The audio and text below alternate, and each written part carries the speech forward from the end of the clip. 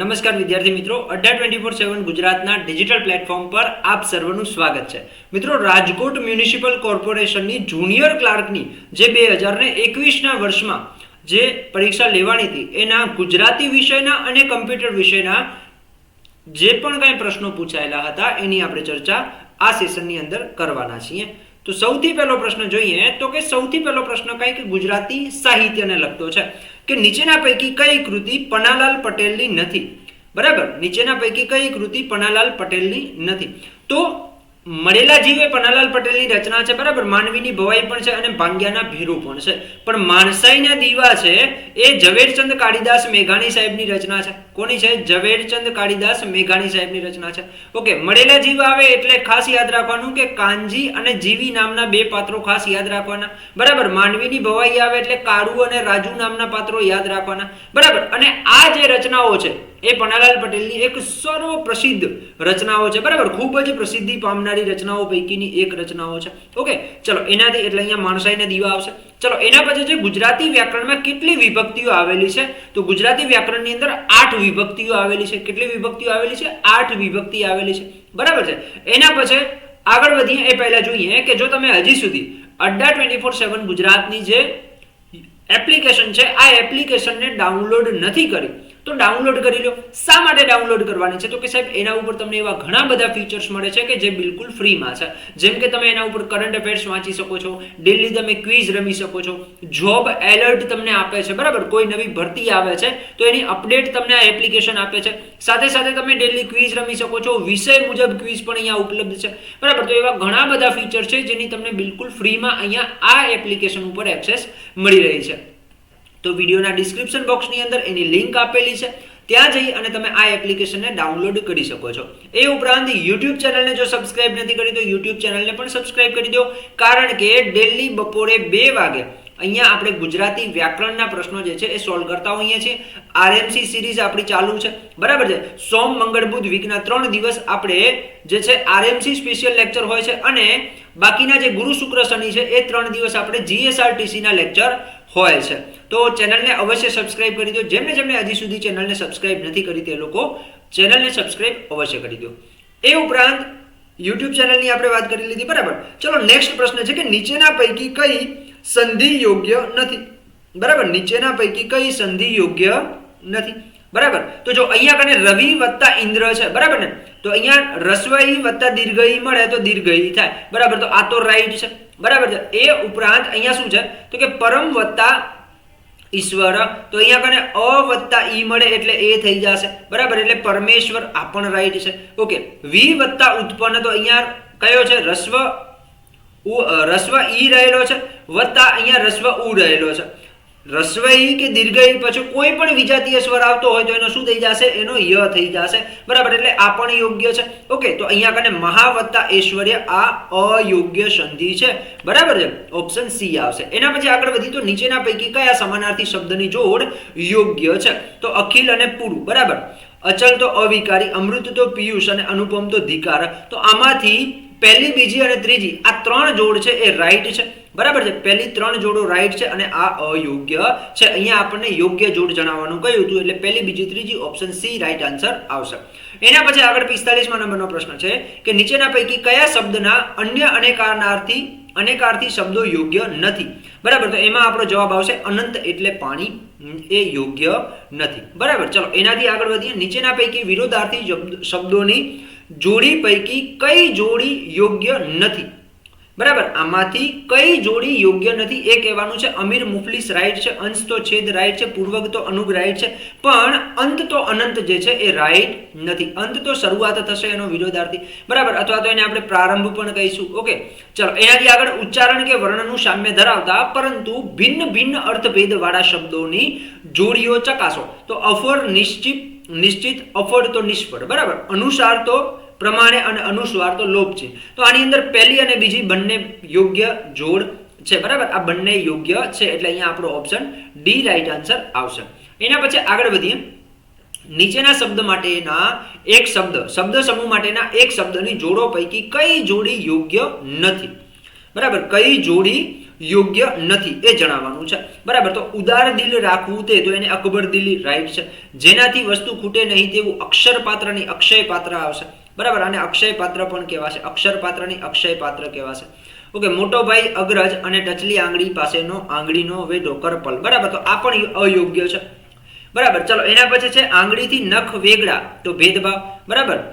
ઊંધા પાટા બાંધવા એટલે અયોગ્ય સારવાર કરવી, કાન ફૂંકવા એટલે ખોટું કહીને ચડાવવું, અને કુવામાં ડેટકું એટલે સંકુચિત વિચારસરણી વાળું. તો ઉપરોક્ત પૈકી કયું યોગ્ય નથી?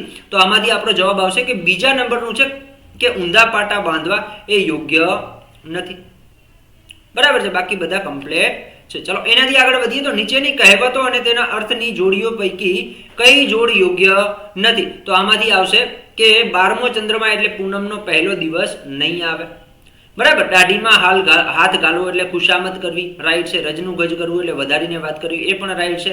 લોઢાના ચણા ચાવવા એટલે મુશ્કેલ કાર્ય કરવું, તો આ પણ રાઈટ છે. અહીંયા કને ઓપ્શન બી આપણો અયોગ્ય આવશે. નીચેના પૈકી કઈ જોડણી યોગ્ય નથી? તો અહીંયા કને આપણો શું જવાબ આવશે? તો કે સાહેબ અતિવૃષ્ટિ જે છે એ અયોગ્ય જોડણી છે, બરાબર. એનાથી આગળ વધીએ તો મીઠા મધુ ને મીઠા મેહુલા રેલો, એથી મીઠી તે મોરી માતરે, જનનીની જોડ સખી નહીં જડે રેલોલ. તો આ જે રચના છે કોની છે? કવિ દામોદરદાસ ખુશાલદાસ બોટાદકર સાહેબની રચના છે, બરાબર. એટલે કવિ બોટાદકર આવશે અહીંયા કને. ઓકે, રસહીન ધરા થઈ છે, દયાહીન થયો નૃપ, બરાબર. રસહીન ધરા થઈ છે, દયાહીન થયો નૃપ, બરાબર. નહીં તો ના બને આવું, બોલી માતા ફરી રડી. આ કયો છંદ છે એ તમારે ઓળખાવાનો છે, બરાબર. આ કયો છંદ છે એ તમારે ઓળખાવાનો છે. તો અહીંયા કને આપણો જવાબ આવશે અનુષ્ટુપ, બરાબર. ચલો એનાથી આગળ વધીએ તો લેખક અને તેઓના ઉપનામ અંગેની કઈ જોડી યોગ્ય નથી? તો મણિશંકર રત્નજી પટેલને આપણે કાંત કહીએ છીએ, રાઈટ છે. ઉમાશંકર જેઠાલાલ જોશી એમને આપણે વાસુકી કહીએ છીએ, રાઈટ છે. બળવંતરાય કલ્યાણરાય ઠાકોર એમને આપણે સેહની કહીએ છીએ, રાઈટ છે. ચિનુભાઈ ચંદુલાલ મોદી સ્વેર વિહારી નહીં કહેવાય, બરાબર. આ અયોગ્ય છે. ઓકે, એના પછી 55મા નંબરનો પ્રશ્ન છે, બરાબર. લેખક અને તેની કૃતિઓની જોડ પૈકી કઈ જોડી યોગ્ય નથી? તો કમા મુનશી વેરની વસુલાત, શ્રી અમૃતલાલ વેગડ બાપુ સૂરજના દોસ્ત, લાભશંકર ઠાકર એક ઉંદર અને જદુનાથ, બરાબર.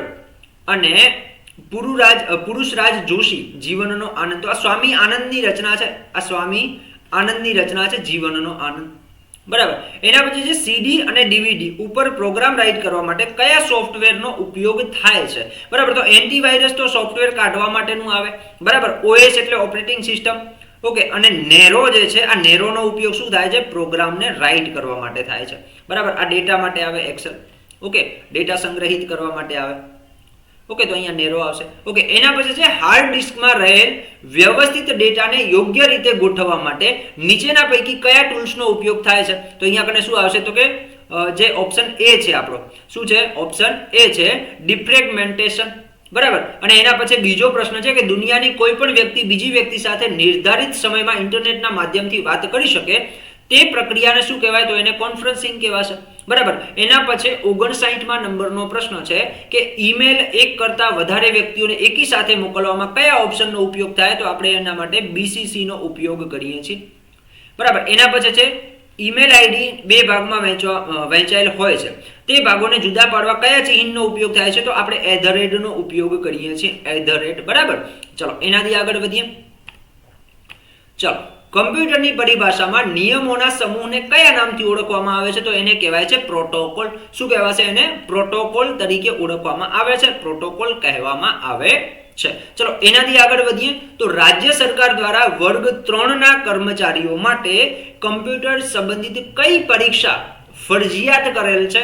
તો કે CCC ની પરીક્ષા જે છે એ ફરજિયાત કરેલી છે, ઓકે. પાવર પોઈન્ટ એપ્લિકેશનમાં જે પેજ દેખાય છે એ પેજ કયા નામથી ઓળખાય છે? તો કે સ્લાઇડ નામથી ઓળખાય છે. અને બીજું અહીંયાથી એ પણ યાદ રાખજો કે પાવર પોઈન્ટની જે ફાઇલ છે એનું એક્સટેન્શન .ppt હશે. શું હશે? .ppt હશે, ઓકે. એનાથી આગળ વધીએ તો નીચેના પૈકી કઈ સિસ્ટમ ઓપરેટિંગ સિસ્ટમ છે? નીચેના પૈકી કઈ OS સિસ્ટમ છે? OS એટલે ઓપરેટિંગ સિસ્ટમ છે, બરાબર. તો અહીંયા શું જવાબ આવશે? વિન્ડો 95, વિન્ડો ME, યુનિક્સ, બરાબર. તો અહીંયા કને શું જવાબ આવશે? કે આ બધી જે છે એ ઓપરેટિંગ સિસ્ટમો છે, ઓકે. એનાથી આગળ વધીએ તો ડેસ્કટોપ ઉપર આવેલ માય કોમ્પ્યુટરને શરૂ કરવા માટે અથવા તો ઓપન કરવા માટે માય કોમ્પ્યુટર આઇકોન ઉપર કેટલી વખત ક્લિક કરવું પડશે? તો કે ડબલ ક્લિક કરવું પડશે. શું કરવું પડશે? ડબલ ક્લિક કરવું પડશે. અથવા તો તમે એક વખત એના ઉપર ક્લિક કર્યા પછી એન્ટર કી દબાવશો, કઈ કી? એન્ટર દબાવશો કીબોર્ડમાંથી, તો પણ ઓપન થઈ જશે. ઓકે, એના પછી છે મેગ્નેટિક ટેપ. એ સામાન્ય કેસેટ જેવી દેખાય છે, પરંતુ તેની સ્ટોરેજ કેપેસિટી ઘણી વધારે હોય છે. સીડી નું ફૂલ ફોર્મ કોમ્પેક્ટ ડિસ્ક છે અને સીડીમાં અલગ અલગ ફોલ્ડરમાં માહિતી એકત્ર કરી શકાય છે. તો આમાંથી પહેલું વાક્ય યોગ્ય છે, બીજું વાક્ય યોગ્ય છે, પહેલું અને બીજું બંને વાક્યો યોગ્ય નથી, કે પછી એક અને બંને વાક્ય યોગ્ય છે? તો અહીંયા કને શું આવશે કે બંને વાક્યો કેવા છે? યોગ્ય છે. એનાથી આગળ વધીએ. રિસાયકલ બિનમાં ડિલીટ કરેલ ફોલ્ડર ફાઇલ રહે છે. બરાબર. હવે જો અહીંયા કને આવા પ્રશ્નો તમને પરીક્ષામાં હવે પૂછાતા હોય છે. કેવા પ્રશ્નો? આવા પ્રશ્નો કે જે તમારે હવે વિધાનો વાળા, એક તમે કમ્પ્લીટ એની થિયરી સમજેલા હશો તો તમને ખબર પડશે, બાકી ખબર પડશે નહીં. જો પહેલું છે કે રિસાયકલ બિનમાં ડિલીટ કરેલ ફોલ્ડર ફાઇલ જે છે એ રહે છે. આ ફાઇલો રિસાયકલ બિન ખાલી કરવામાં ન આવે ત્યાં સુધી રહે છે. બરાબર. રિસાયકલ બિનમાં પડેલ ફાઇલો પરત મેળવી શકાય છે. બરાબર. તો આમાંથી જે છે કયા યોગ્ય અથવા તો અયોગ્ય છે? બરાબર. પહેલું અને બીજું યોગ્ય છે, પહેલું અને ત્રીજું યોગ્ય છે, પહેલું, બીજું અને ત્રીજું યોગ્ય છે, અને બીજું અને ત્રીજું યોગ્ય છે. તો આમાં શું આવશે? તો કે પહેલું, બીજું અને ત્રીજું ત્રણે ત્રણ યોગ્ય છે. પણ અહીંયા એક વસ્તુ એ પણ યાદ રાખજો કે જ્યારે તમે Swift plus delete option select કરો છો, સ્વિફ્ટની સાથે ડિલીટ કરો છો, તો એ ફાઇલ તમારી રિસાયકલ બિનમાં પણ તમને જોવા નહીં મળે. એ પરમનન્ટલી ડિલીટ થઈ જશે. શું થશે? પરમનન્ટલી એ ફાઇલ જે છે એ ડિલીટ થઈ જતી હોય છે. ઓકે, એના પછી નેક્સ્ટ પ્રશ્ન છે કે પેઇન્ટમાં બનાવેલ ફાઇલને સેવ કરવા માટે કંટ્રોલ S નો ઉપયોગ થાય છે અને પેઇન્ટની દરેક ફાઇલનું એક્સટેન્શન .bmp હોય છે. બરાબર. તો આની અંદર પહેલું અને બીજું વાક્ય યોગ્ય છે. બરાબર. માત્ર બીજું વાક્ય યોગ્ય છે, માત્ર બીજું વાક્ય યોગ્ય છે, માત્ર પહેલું વાક્ય યોગ્ય છે, પહેલું અને બીજું વાક્ય યોગ્ય નથી. ઓકે, તો અહીંયા કને શું આવશે કે બંને વાક્ય કેવા છે? યોગ્ય છે. એટલે કે બંને વાક્યો સાચા છે. બરાબર છે. ચલો એનાથી આગળ જોઈએ તો માઇક્રોસોફ્ટ એક્સેલ છે. બરાબર. એ ખાલી જગ્યા છે. માઇક્રોસોફ્ટ એક્સેલ શું છે? ગ્રાફિકલ પેકેજ છે, ગ્રાફિક પેકેજ છે, ફાઇનાન્શિયલ પ્લાનિંગ પેકેજ છે, ઇલેક્ટ્રોનિક સ્પ્રેડશીટ છે, કે પછી એર ટ્રાફિક કંટ્રોલ પેકેજ છે? તો ખાસ ધ્યાન રાખજો, ઇલેક્ટ્રોનિક સ્પ્રેડશીટ છે. બરાબર. એ શું છે? ઇલેક્ટ્રોનિક સ્પ્રેડશીટ છે. ઓકે, એપ્લેટ જેવા ખાસ પ્રોગ્રામ બનાવવા માટે કઈ પ્રોગ્રામ ભાષાનો ઉપયોગ થાય છે? જાવાનો થાય છે, ડોમેઇન નેમનો થાય છે, કેબલનો થાય છે, કે પછી .net નો થાય છે? બરાબર. તો અહીંયા કને આપણો શું જવાબ આવશે? તો કે સાહેબ જાવાનો ઉપયોગ થાય છે. એના પછી 71મા નંબરનો પ્રશ્ન છે કે કોઈ પણ પ્રોગ્રામમાં ભૂલ શોધવા માટે અથવા તો સુધારવા માટે કયા પ્રોગ્રામનો ઉપયોગ કરવામાં આવે છે? બરાબર. તો ઇવેલ્યુએટર, ડેબ્યુગેટર, બરાબર, કરેક્ટર, કે પછી કોરેન્ટેટર? બરાબર. તો અહીંયા કને શું આવશે? તો કે ડિબ્યુગર આવશે. બરાબર. એના પછી 72મા નંબરનો પ્રશ્ન છે કે એડિટિવ મેન્યુફેક્ચરિંગને બીજા કયા નામથી ઓળખવામાં આવે છે? તો એને 3D પ્રિન્ટિંગના નામથી પણ ઓળખવામાં આવે છે. કયા નામથી ઓળખવામાં આવે છે? 3D પ્રિન્ટિંગના નામથી ઓળખવામાં આવે છે. ઓકે, તો જો તમે આ પ્રશ્નો જોવો છો તો તમને એ પરીક્ષાના લેવલની ખબર પડે છે કે કઈ રીતના જે પ્રશ્નો છે એ તમારા પૂછાતા હોય છે. બરાબર. આ પ્રશ્નો જોશો એટલે તમને આઈડિયા આવશે કે કઈ પ્રકારના પ્રશ્નો તમને પૂછાતા હોય છે. ચલો એના પછી છે MS વિન્ડો. બરાબર. માઇક્રોસોફ્ટ વિન્ડોઝમાં નીચેના પૈકી કયું સોફ્ટવેર ઇનબિલ્ટ આવતું નથી, એટલે કે તમારે નાખવું પડે છે? બરાબર. તો શું આવશે? તો કે CD પ્લેયર એ તમારે નાખવું પડે છે, ત્યાં અંદરથી નાખેલું આવતું નથી, ઇન્સ્ટોલ કરવું પડે છે. બરાબર છે. જાવાનો પરિચય કઈ સંસ્થા દ્વારા કરાવવામાં આવેલ હતો? તો સન માઇક્રો સિસ્ટમ દ્વારા. કોના દ્વારા? સન માઇક્રો સિસ્ટમ દ્વારા. એના પછી છે ડેટા ટ્રાન્સફર માટે સૌથી ઝડપી ડેટા ટ્રાન્સફર કરવા કોનો ઉપયોગ થાય છે? બરાબર. તો ખાસ યાદ રાખજો, ફાઇબર ઓપ્ટિક્સનો ઉપયોગ થાય છે. શેનો ઉપયોગ થાય છે? ફાઇબર ઓપ્ટિક્સનો ઉપયોગ થાય છે. કમ્પ્યુટરમાં અસ્થિર સંગ્રહ એટલે કે અસ્થિર સંગ્રહ માટે કોણ કાર્ય કરે છે? અસ્થિર સંગ્રહ તરીકે કોણ કાર્ય કરે છે? તો ખાસ યાદ રાખજો, RAM છે, રેન્ડમ એક્સેસ મેમરી. બરાબર. એ શું છે? તો કે અસ્થિર સંગ્રહ માટે કાર્ય કરે છે. બરાબર. ઓકે, ચલો એનાથી આગળ વધીએ. તો 77મા નંબરનો પ્રશ્ન છે કે 1 નિબલ બરાબર કેટલા બીટ થશે, 4 બાઇટ થશે, 8 બાઇટ્સ થશે કે 4 કિલોબાઇટ્સ થશે? તો ખાસ આપણે યાદ રાખીશું 4 બીટ્સ થશે. શું થશે? 4 બીટ્સ થશે. ઓકે, આ યાદ રાખીશું. 78મા નંબરનો પ્રશ્ન છે કે નીચેના પૈકી સામાન્ય રીતે ઉપયોગમાં લેવાતી એસેમ્બલી લેંગ્વેજ કઈ છે? એસેમ્બલી લેંગ્વેજ નીચેના પૈકી કઈ છે? તો એ પણ ખાસ યાદ રાખજો. અહીંયા કને આપણો શું જવાબ આવશે? તો કે અહીંયા કને આપણો જવાબ આવશે કે એક જ મિનિટ. ઓકે, અહીંયા કને આપણો જવાબ આવશે ARM. બરાબર. એના પછી નેક્સ્ટ છે કે કોમ્પેક્ટ ડિસ્કની મહત્તમ સંગ્રહ શક્તિ. કોમ્પેક્ટ ડિસ્ક એટલે કે CD ની મહત્તમ સંગ્રહ શક્તિ અંદાજે કેટલી હોય છે? તો 750 MB હોય છે. બરાબર. અને એના પછી છે લોજિક ચિપ છે ને અન્ય કયા નામથી પણ ઓળખવામાં આવે છે? તો લોજિક ચિપ છે એને આપણે કયા નામથી? માઇક્રો પ્રોસેસરના નામથી પણ ઓળખીએ છીએ. શેના નામથી? માઇક્રો પ્રોસેસરના નામથી પણ આપણે એને ઓળખતા હોઈએ છીએ.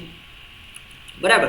ચલો આગળ વાત કરીએ. તો જો આ પ્રશ્નો આપણે જોયા છે ના, તો કે સાહેબ એક તો કમ્પ્યુટરના પ્રશ્નો અને ગુજરાતી ભાષાના અને વ્યાકરણના પ્રશ્નો જોયા. ઓકે, હવે તમને બધાને ખબર છે કે નેક્સ્ટ RMC જુનિયર ક્લાર્કની પરીક્ષા જે છે એનું જે નોટિફિકેશન છે એ આવી ગયું છે. પરીક્ષા એટલે એના ભરતીના જે ફોર્મ છે એ અત્યારે ભરાઈ રહ્યા છે અને 10 જાન્યુઆરી સુધી તમે એના ફોર્મ એપ્લાય કરી શકો છો. બરાબર. જો તમે ગ્રેજ્યુએટ છો અને તમે હજી સુધી ફોર્મ નથી ભર્યું તો ભરી દો, લાસ્ટ દિવસની વાટ ન જોશો. બરાબર. RMC જુનિયર ક્લાર્કની એક પ્રોપર વેની અંદર જો તમે તૈયારી કરવા માંગો છો તો RMC જુનિયર ક્લાર્ક સ્પેશિયલ એક બેચ કોર્સ અડ્ડા 24/7 ના પ્લેટફોર્મ ઉપર ઉપલબ્ધ છે. બરાબર. RMC જુનિયર ક્લાર્કનું સ્પેશિયલ એક પેકેજ ઉપલબ્ધ છે જેમાં તમને 150+ લાઈવ ક્લાસ અને એના જે રેકોર્ડેડ ક્લાસ છે એ તમે અનલિમિટેડ વખત જોઈ શકો છો. ટાઈમ ટેબલ મુજબ તમને લેક્ચર મળશે. ઓકે, ડાઉટ સોલ્વિંગ સેશન પણ ત્યાં ઉપલબ્ધ હશે. ચેપ્ટર વાઇઝ ટેસ્ટ અને ટોપિક વાઇઝ ટેસ્ટ પણ તમને મળશે. લેક્ચર નોટ્સની PDF પણ તમને ત્યાં આપવામાં આવશે. માઇન્ડ મેપિંગ ટેકનિક સાથે રિવિઝન પણ કરાવવામાં આવશે અને ગુજરાતના બેસ્ટ ફેકલ્ટીનું સીધું માર્ગદર્શન તમને પ્રાપ્ત થશે. ઓકે, તો આ બેચ કોર્સની અંદર તમે જો જોડાવા માંગો છો તો G597 કોડનો તમે ઉપયોગ કરી અને જોડાઈ શકો છો. બરાબર. G597 કોડનો તમે ઉપયોગ કરો છો તો તમને આકર્ષક 77% ડિસ્કાઉન્ટ મળે. કેટલા ટકાનું? 77% ડિસ્કાઉન્ટ મળે છે. બરાબર. અન્ય કોડમાં તમને 75% ડિસ્કાઉન્ટ મળે છે, પણ તમે આ સ્પેશિયલ કોડનો ઉપયોગ કરો છો તો તમને 77% ડિસ્કાઉન્ટ મળવા પાત્ર છે. ઓકે, તો આ કોડનો અવશ્ય ઉપયોગ કરો અને જોડાઈ જાઓ. એ ઉપરાંત ડેલી બપોરે 2 વાગે આપણા લેક્ચર હોય છે. ડેલી બપોરે 2 વાગે લેક્ચર હોય છે. સોમ, મંગળ અને બુધ. આ 3 દિવસ આપણા RMC જુનિયર ક્લાર્કને લગતા લેક્ચર હોય છે અને ગુરુ, શુક્ર અને શનિ. બરાબર. આ 3 દિવસ આપણા શેના લેક્ચર હોય છે? GSRTC ને લગતા લેક્ચર હોય છે. ઓકે, તો આ લેક્ચર્સની અંદર જોડાવાનું ચૂકતા નહીં.